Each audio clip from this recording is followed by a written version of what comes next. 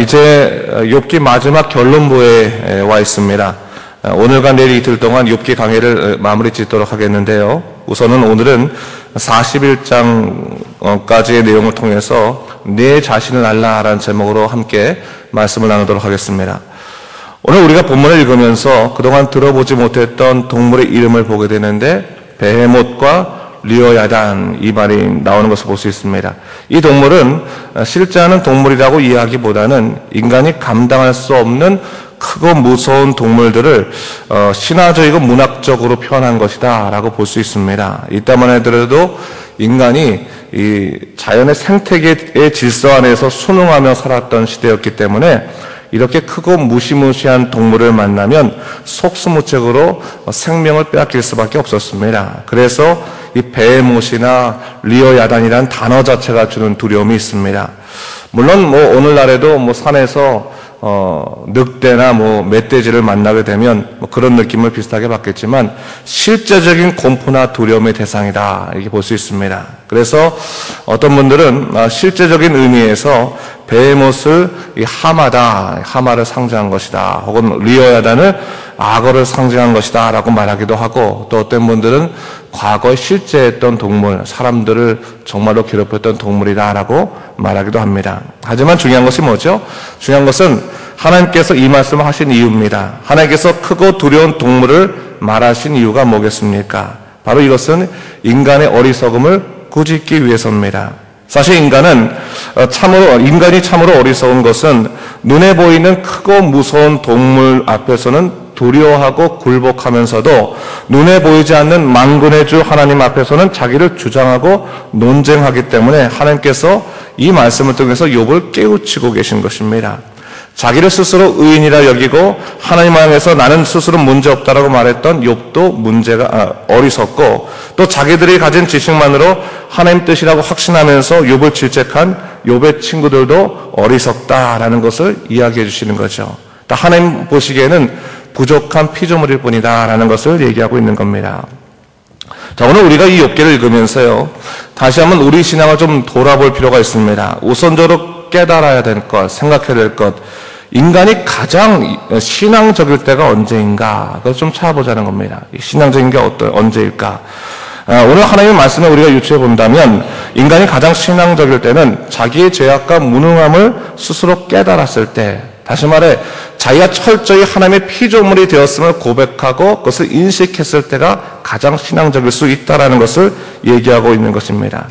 아무리 자신을 강하고 위대하다 여길지라도, 아무리 자기를 의롭고 온전하다고 여길지라도 그것은 오히려 하나님 보시기에는 피조물의 어리석은 환상에 불과하다는 것을 주님께서는 말씀해 주시는 것입니다. 여러분, 인간이 온전하다고 할 때는요, 내게 부족함이 없고 내가 뭐든지 잘할 때가 온전한 것이 아니에요. 인간이 가장 온전할 때는 내가 연약하고 부족하기 때문에 하나님이 나를 도우실 때만 내가 완전해질 수 있습니다라고 고백할 수 있을 때, 그때가 인간이 온전한 것입니다. 여러분, 우리 어린아이 같은 경우 있을 수 있잖아요. 어린아이들, 우리 아이들 5살, 6살짜리가 부모하고 아버지하고 어디 놀러 갔는데 애들이 무슨 물건을 들려고 할 때거나 하려고 할 때, 아이들이 가장 온전할 때는 그 물건을 딱 들어가지고 옮겨가고 그럴 때가 온전한 것이 아니에요. 오히려 그걸 들을 때 부모의 마음은 어떻습니까? 적어도 놓쳐가지고 발에 찧어가지고 또 병원 가는 거 아닌가, 또 울 것 아닌가, 그렇게 걱정하지 않습니까? 가장 온전할 때는 어떻게 보면 자기의 힘을 인정하고 누구를 찾는 거예요? 그 아버지나 부모님, 어머니 찾는 거죠. 엄마, 아빠 좀 도와주세요. 내가 이걸 좀 옮겨야겠습니다. 들고 갔을 때 그 어린아이가 가장 어린아이다운 거라고요, 사실. 그렇죠? 마찬가지입니다. 우리가 하나님의 사람으로 가장 온전할 때는 자기의 연약함을 충분히 인정하고, 자기의 부족함을 인정하고 하나님을 찾고 하나님 안에서 문제를 해결하려고 할 때 가장 인간이 영적일 수 있고 온전할 수 있는 거예요. 그것을 바로 하나님께서 원하신다는 것입니다. 여러분, 때때로 우리가 피조물로서의 의식을 잊어버리면요, 정말 내 자신이 무엇인가 일을 할 때 잘 된다라고만 생각하게 된다면 어떤 일이 있을 수 있냐면, 하나님께 매달리지 않아도 충분히 잘 살 수 있다라고 하는 생각 때문에 오히려 하나님과 멀어지게 됩니다. 그리고 결국 하나님 안에서 인생의 해답을 찾는 것이 아니라 세상의 길을 추구하게 되는 일들이 종종 있습니다. 제가 목회하면서도요, 그 믿음 생활 잘 하시다가 세상 따라가신 분들 종종 봤는데 그 세상 따라가는 분들 중에 특징 중에 하나가 뭐냐면 자기 자신에 관한 너무나 지나친 확신 때문에 그런 거예요. 뭐든지 하면 잘 된다. 내가 하면 분명하다. 내가 이 선택한 것은 남들보다 뛰어나니까 정말 대단하다라고 해서 그 선택 믿고 따라갔다가 때로는 실패해서 다시는 주님께 돌아온 분도 있었지만 그냥 세상의 길로 가신 분들도 제가 적지 않게 봤습니다. 그런데 여러분, 그럴 때 사실 하나님 마음은 어떻겠냐는 거예요. 네가 아무리 똑똑하다 할지라도, 네가 아무리 지혜롭다 할지라도 내가 없으면 그 지혜로움은 아무런 것도 아니다. 그건 결국 무지와도 같은 것이다라는 것을 하나님께서는 가르쳐주고 싶겠지만 인간의 죄악이라는 것이 얼마나 무서운지요. 하나님이 말씀하셔도 그 말씀을 듣지 못하게 하는 것이 바로 인간의 죄악이라는 거예요. 인간이 갖고 있는 그 죄악의 가장 큰 특징은 스스로를 하나님과 단절시키려고 하는 잘못된 영적인 역방향의 그 욕망을 갖게 한다는 거예요. 하나님 없어도 나는 잘할 수 있습니다. 청개구리 같은 거죠. 청개구리 같은 그런 영성을 가지고 살아가게 함으로 말미암아 하나님을 떠나게 하는 그런 모습들이 인간의 죄악의 본질이라는 겁니다. 바로 그것들 때문에 사실 하나님을 우리가 바라보지 못하게 될 때가 있는 거죠. 자, 우리가 인간의 죄성이나 무능함을 깨닫는 것이 결국 못나고 불쌍한 자기 자신을 의식하라는 그런 말이 아닙니다. 여러분, 자기 비하, 우리 믿음 생활할 때도 마찬가지지만요, 자기 비하는 올바른 것은 아닙니다. 자기 비하라는 것은 뭐냐면 자기를 그냥 불쌍히 여기고 아무런 가치도 없게 여기는 것이 자기 비하예요. 근데 자기의 연약함과 부족함을 인정한다는 것은 자기 비하와 다릅니다. 자기 비하는 버려진 자기를 발견하게 되는 것이 자기 비하예요. 그러나 우리 연약함과 부족함이 인정된다는 것은 우리가 연약하기 때문에 하나님이 강하시다는 것을 우리가 인정하게 되는 것이 그것이 바로 믿음의 길입니다.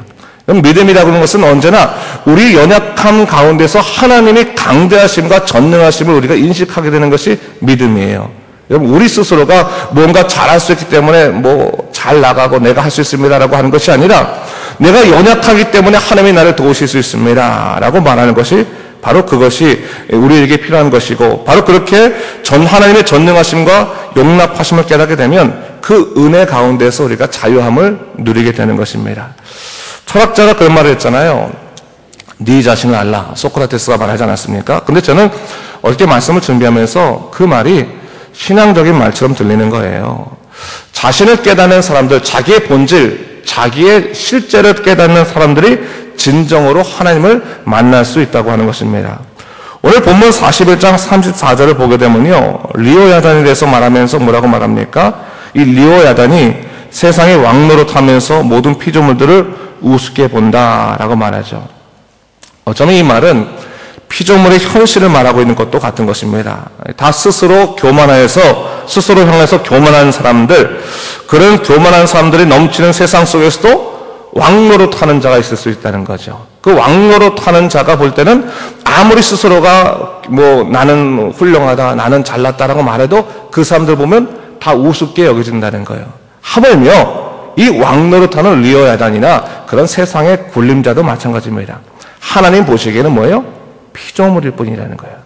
세상 말로 하면 다 또이또인 거죠. 거긴 거. 도토리 키적이라는 것을 얘기해주고 있는 것이죠. 오히려 그런 것이, 여러분, 이 교만이라고 하는 것처럼요, 자기 자신에 대해서 무지하게 만드는 것이 없습니다. 사실 우리가 무엇인가를 알기 때문에 무엇인가를 잘할 수 있다고 하는 것은 사실은 어떻게 보면 하나님을 향해서 교만을 우리가 드러내고 있는 것이죠.